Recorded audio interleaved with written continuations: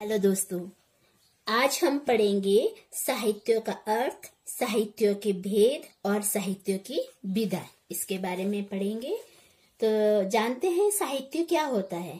साहित्य शब्द अपने भीतर एक व्यापक अर्थ लिए हुए हैं और इस दृष्टि से साहित्य शब्द का प्रयोग विशेष प्रकार की लिखित तथा लिखित रचनाओं के लिए किया जाता है, जिनमें विशेष प्रकार के भाव तथा विचारों का समायोजन होता है।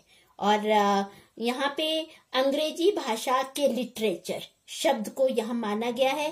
कारण यह कि अंग्रेजी में जो इस शब्द को सीमित अर्थ में नहीं लिया गया है, बल्कि यह व्यापक अर्थ में यहाँ लिया गया है। साहित्य की यह जो व्यापकता आज भी क्या है, विद्यमान है। जिस तरह से कालिदास है, तुलसीदास है, सूरदास है, रामधारी सिंह दिनकर है, जयशंकर प्रसाद आदि, इनकी जो रचनाएं हैं आज भी क्या है, उसी अर्थ में साहित्य है। जिस अर्थ में गोल्डस्मिथ, शेक्सपियर, वर्ड्सवर्थ और टी.एस. इलियट आदि की ये रचनाएं हैं, उसी तरह से इनकी भी है। परंतु हमें यह ध्यान देना होगा कि व्यापक अर्थ में जो साहित्य होता है, सामान्य से लेकर विशेष तक सभी विषयों की हमें जानकारी प्रदान करता रहता है। और अगर हम सीमित अर्थ में साहित्य मानव जीवन के भाव तथा विचारों को लिपिबद्ध करके पाठकों तक क्या करता है, ये पहुंचाता है। और सबसे पहले जो पहले प्रकार का जो साहित्य भले ही कलात्मक हो, परंतु वह स्थूल एवं ब्रह्मबाह्य भी कहा जाएगा। परंतु मानव आज क्या है, हम ये भी कह सकते हैं कि मानव जीवन के सभी प्रकार के सुंदर, शिव तथा सत्य का सामंजस्य जिसमें होता है, वही क्या है, साहित्य है। और साहित्य शब्द अंग्रेजी शब्द लिटरेचर का पर्यायवाची शब्द है। और साहित्य में यहाँ हिंदी में साहित्य शब्द की व्युत्पत्ति सहित शब्द से हुई है, जिसका मतलब है मतलब संस्कृत में इसकी व्याख्या इस प्रकार से होती है, साहित्यस्य भाव इति साहित्यम। इसका अर्थ ये हुआ कि हित के भाव से भरी रचना को क्या कहते हैं, साहित्य कहते हैं। और सहित शब्द से क्या बना, यत प्रत्यय लगाने से साहित्य शब्द बना है। और इस प्रकार क्या होता है, साहित्य में साहित्य शब्द की व्युत्पत्ति स जमा हित अथवा स जमा हित से भी की गई है, जिसका अर्थ होता है हित के साथ होना ही साहित्य है। और इस प्रकार हम ये भी कह सकते हैं कि हितेन स साहित्यम तस्य भाव साहित्यम। और संस्कृत साहित्य के काव्य शास्त्र में जिस प्रकार से साहित्य शब्द की व्युत्पत्ति प्राप्त होती है, उसी प्रकार से अंग्रेजी शब्द की जो ये लिटरेचर है, उसकी शब्द की व्युत्पत्ति भी प्राप्त होती है। और अंग्रेजी साहित्य में जो लिटरेचर शब्द की व्युत्पत्ति लेटर से हुई है। और यहाँ पे हम ये अर्थ में लगा, इसका अर्थ हुआ अक्षर समूह। और यानी इसका अर्थ हुआ कि अक्षरों का समूह एवं विस्तार ही साहित्य है। हम ये भी कह सकते हैं कि वह विधा जिसमें मानव का आनंद मिश्रित और शिवत्व रूप से हित साधन हो, उसे साहित्य कहा जाता है।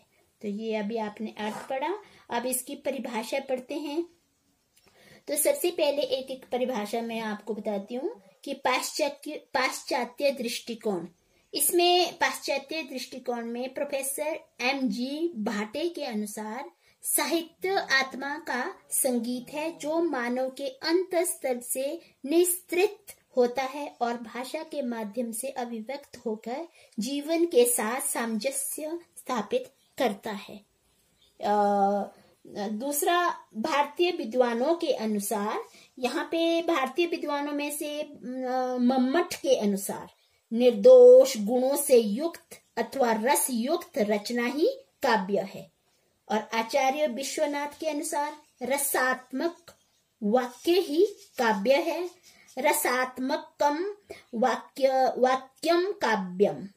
और ये इसके बाद क्या है कि जो आधुनिक भारतीय विद्वानों ने भी साहित्य की परिभाषा देने का प्रयास किया है, उनमें से रविंद्रनाथ ठाकुर ने के अनुसार में सहित शब्द साहित्य में मिलने का भाव पाया जाता है, वह केवल भाव भाव का, भाषा भाषा का, ग्रंथ ग्रंथ का ही मिलन नहीं होता है, अपितु मानव के साथ मानव का, अतीत के साथ वर्तमान का, दूर के साथ अत्यंत निकट का अंतरंग मिलन भी है, जो साहित्य को छोड़कर अन्यत्र कहीं भी संभव नहीं है। तो जो भी हमने परिभाषा पढ़ी है, इन बातों से हमें क्या होता है, 4 बातें स्पष्ट होती है। पहला है कि साहित्य मानव जीवन की अभिव्यक्ति है जो भाषा के माध्यम से स्वरूप ग्रहण करती है। सेकंड आता है साहित्य मानवीय मनोभाव को जागृत करने में सहायक होता है। थर्ड है साहित्य स्वयं भी किसी विशेष काल से प्रेरणा ग्रहण करके समसामयिक विचारों को जन्म देता है। फोर्थ है साहित्य में सौंदर्य तथा आनंद के साथ संगीतमयता होती है। और ये हमने अभी इसकी परिभाषा पढ़ी। अब इसके भेद तथा विधाओं के बारे में पढ़ेंगे। सबसे पहले जैसे मनुष्य चिरंतन काल से अनंत भाव को व्यक्त करने के लिए अलग अलग विधाओं का सहारा लेता आ रहा है, और ये सारी जो विधाएं हैं साहित्य से संबंधित होती है। और ये साहित्यों में विधा से अभिप्राय होता है विविध नाम रूप रचना प्रक्रिया। अन्य शब्दों में हम ये भी कह सकते हैं कि विभिन्न विधाएं भावाभिव्यक्ति के अलग अलग माध्यम होते हैं, परंतु साहित्य की सभी विधाओं का मूल उद्देश्य तो एक ही है, और वो क्या है, भावाभिव्यक्ति एवं संप्रेषण। तो यहाँ पे जो अंतर दिखाई देता है वो क्या है, वह शैली अथवा माध्यम का है। तो विद्वान साहित्य के प्रकारों के 2 प्रमुख आधार मानते हैं, शैलीगत आधार और विषयगत आधार। तो गद्य और पद्य जो बाह्य अंतर दिखाई देता है वह शैलीगत अंतर माना जाता है, परंतु जो विषय संबंधी अंतर होता है उसे विषय आधार कहा जाता है। साहित्य विधा से हमारा अभिप्राय हुआ काव्य यानी कविता, उपन्यास, कहानी, नाटक आदि से है। यही विधा है। कोई साहित्य तो किसी एक ही विधा में अपने प्रतिभा कौशल का परिचय देता है, लेकिन कभी कभी ऐसे बहुमुखी प्रतिभा संपन्न साहित्यकार भी होते हैं जो अपने विधाओं में अपने प्रतिभा का परिचय देते रहते हैं। जैसे मुंशी प्रेमचंद ने अपने केवल कथा साहित्य में अपनी प्रतिभा कौशल का परिचय दिया, परंतु जयशंकर प्रसाद जैसे प्रतिभा संपन्न साहित्यकारों ने काव्य, उपन्यास, नाटक, कहानी आदि अनेक विधाओं में उच्च कोटि के साहित्य का निर्माण किया। आज यदि उपन्यास लिखे जा रहे हैं तो ध्वनि, नाटक, फीचर्स आदि भी लिखे जा रहे हैं। आज हम साहित्य के प्रकारों को अंतिम प्रकार नहीं मान सकते हैं। वैज्ञानिक इस युग में कारण साहित्य जगत में भी निरंतर परिवर्तन होते रहते हैं और साहित्यकार अनेक प्रकार के प्रयोग कर रहे हैं, और परिणाम आने पर काल में साहित्यों के प्रकारों में वृद्धि की संभावना है। और प्राचीन काल में भारत के प्रसिद्ध व्याकरण आचार्य पाणिनि ने साहित्य के विधात्मक रूपों यानी प्रकारों का इस प्रकार विभाजन किया है। तो जो उन्होंने विभाजन किया है वो इस प्रकार है। पहला है दृष्ट साहित्य, यानी दृष्ट साहित्य वो साहित्य होता है जो वैदिक साहित्य को दृष्ट साहित्य कहा जाता है, क्योंकि यहाँ पे वेदों की ऋचाओं की रचना नहीं हुई, बल्कि ऋषियों ने उन्हें अपने अंतरात्मा में देखा या अनुभव किया है। सेकंड आता है प्रोक्त साहित्य। प्रोक्त साहित्य वो साहित्य होता है जो प्राचीन काल के गुरुजनों ने अपने जिज्ञासु शिष्य के प्रश्नों का उत्तर देते हुए ये बात कही, उनके संकलन को प्रोक्त साहित्य नाम दिया गया। तीसरा आता है उपज्ञान साहित्य। इसका मतलब होता है कि उपयोगी एवं भौतिक विषयों पर जो कृतियां रची गई उसे उपज्ञान साहित्य के अंतर्गत आती है।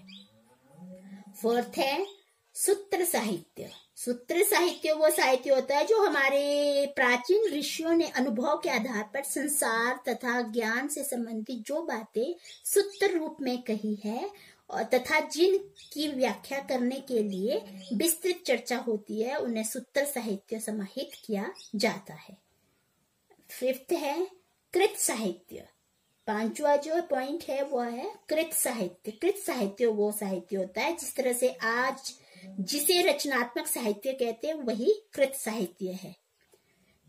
क्योंकि प्राचीन विद्वानों के अनुसार आलोचना के अतिरिक्त साहित्य के जितने भी विधात्मक पद्य गद्य रूप है सभी इसी के अंतर्गत आते हैं, जिसे ललित साहित्य अथवा शक्ति साहित्य भी कहा जाता है, वह कृत साहित्य ही है। 6 है व्याख्यान साहित्य।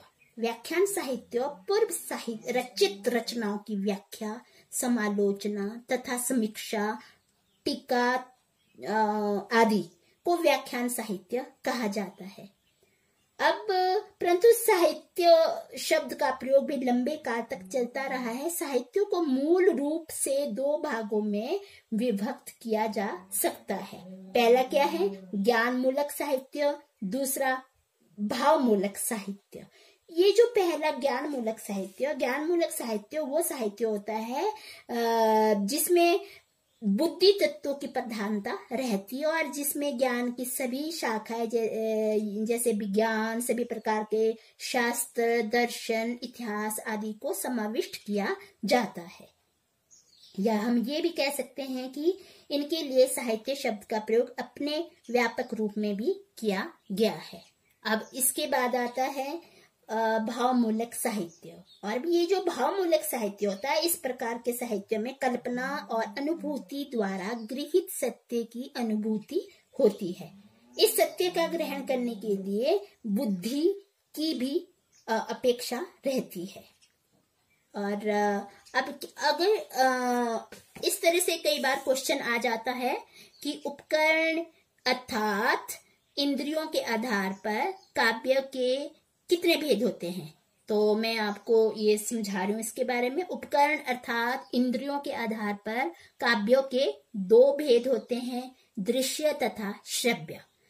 तो पहला क्या होता है? दृश्य काव्य। उसके अंतर्गत रूपक के 10 भेद अथवा उपरूपक के 18 भेद आते हैं और दर्शक इनका आस्वाद रंगमंच पर अभिनीत होने से नेत्रों द्वारा प्राप्त करता है, इसीलिए इन्हें दृश्य काव्य कहते हैं। और प्राचीन काल में नाटक रूपक का ही एक भेद था और रूपक के अन्य उपभेद जो आज लुप्त हो चुके हैं उनके स्थान पर एकांकी, रेडियो, रूपक, झांकी इत्यादि भेदों का जन्म हो गया है। इस प्रकार जो ये नाटक है, एकांकी है, सिनेमा, चित्र, रेडियो, रूपक, झलकी आदि दृश्य काव्यों के विभिन्न प्रकार है। सेकंड आता है श्रव्य काव्य, अर्थात सुनने सुनाने का काव्य इसे कहा जाता है। और इस काल में मुद्रण यंत्रों का विकास नहीं हुआ था और न ही काव्यों को लिपिबद्ध किया जाता था, इसलिए इसे श्रव्य काव्य कहा जाता है। परंतु आज मुद्रण यंत्रों के आविष्कार के कारण यह क्या हो गया है, काव्य श्रुति गोचर न रहकर पाठ्य को हो गया है। इसीलिए विद्वानों ने यहाँ पे श्रव्य काव्य न कहकर पाठ्य काव्य कहना चाहिए। तो यहाँ पे श्री जयशंकर प्रसाद ने इसी नाम का समर्थन किया है और इस संबंध में डॉक्टर गुलाब राय लिखते भी हैं। बहुत से शब्द ऐसे हैं जिनकी अब सार्थकता नहीं है किंतु व्यवहार में आते हैं। पत्थर ऐसा ही शब्द है, अब पत्थर भोजपत्र पर नहीं लिखे जाते हैं। तो जिस तरह से मैंने अभी आपको बताया कि इस तरह से कई बार क्वेश्चन आता है कि उपकरण अर्थात इंद्रियों के आधार पर काव्य के कितने भेद है, उसी तरह से यहाँ पे दूसरा है आकार की दृष्टि से श्रव्य काव्य की कितने भेद है। तो पहला पॉइंट ऊपर वाला था जिसके दृश्य काव्य और श्रव्य काव्य। यहाँ पे क्या है, आकार की दृष्टि से श्रव्य काव्य के 3 भेद होते हैं। वो कौन कौन से? पद्य, गद्य तथा चंपू। तो छंदोबद्ध रचना पद्य कहलाती है और छंदो रहित रचना पद्य। चंपू दोनों का क्या है, मिश्रण रूप है। गद्य साहित्य में आजकल उपन्यास, कहानी, निबंध, आलोचना, जीवनी, आत्मकथा, संस्मरण, रेखाचित्र, रिपोर्टाज, गद्य काव्य तथा पत्र पत्रिकाएं आदि अनेक रूपों में प्रचलित है। और उधर दृष्टि से पद्य काव्य के दो भेद हैं, जैसे प्रबंध काव्य तथा निर्बंध काव्य। प्रबंध काव्य में पूर्वापर प्रसंग का संबंध रहता है, परंतु निर्बंध काव्य पर बंधन से मुक्त होता है, इसीलिए इसे मुक्तक काव्य कहा जाता है। और प्रबंध के भी दो भेद होते हैं, महाकाव्य और खंड काव्य। तो संपूर्ण वर्गीकरण को यहाँ पे जो मैंने भी आपको समझाया है, दिखाया है, आपने जिस तरह से उपकरणों, इंद्रियों के आधार पर साहित्य काव्यों का वर्गीकरण, जैसे दो वर्गीकरण है, दृश्य काव्य और श्रव्य काव्य। दृश्य काव्य में आपको मैंने ऊपर भी समझाया है और श्रव्य काव्य में भी समझाया है। तो जिस तरह से दृश्य काव्य में प्राचीन भेद है, रूपक 10 है, उपरूपक 18 है, और श्रव्य काव्य में पद्य, गद्य और चंपू है, और पद्य में प्रबंध, निर्बंध यानी मुक्तक, और इसी के प्रबंध के महाकाव्य, खंड काव्य, एकार्थ काव्य। और जो यहाँ पे आपके रूपक 10, उपरूपक 18 हैं, यानी कौन कौन से, जैसे इनमें से जिस तरह से नाटक है, एकांकी, रेडियो नाटक, झलकी, सिनेमा नाटक आदि। उसके बाद जो गद्य है, गद्य में कल्पना सापेक्ष, गद्य गीत, शब्द, चित्र, विचार सापेक्ष, निबंध, यथार्थ, जीवनी, आत्मकथा, संस्मरण। और जो कल्पना सापेक्ष है, उपन्यास, कहानी। तो साहित्य के प्रमुख भेद हैं पद्य और गद्य। जिस तरह से पद्य में महाकाव्य, खंड काव्य, मुक्तक काव्य और गीति काव्य आदि, और गद्य में उपन्यास, कहानी, नाटक, एकांकी, निबंध, आलोचना, रेखाचित्र, जीवनी, संस्मरण, रिपोर्टाज आदि। तो ये आपको समझ आ गया होगा। तो ये खत्म हो गया है साहित्य के बारे में। साहित्य के भेद और विधाएं हमने आज पढ़ी है। धन्यवाद।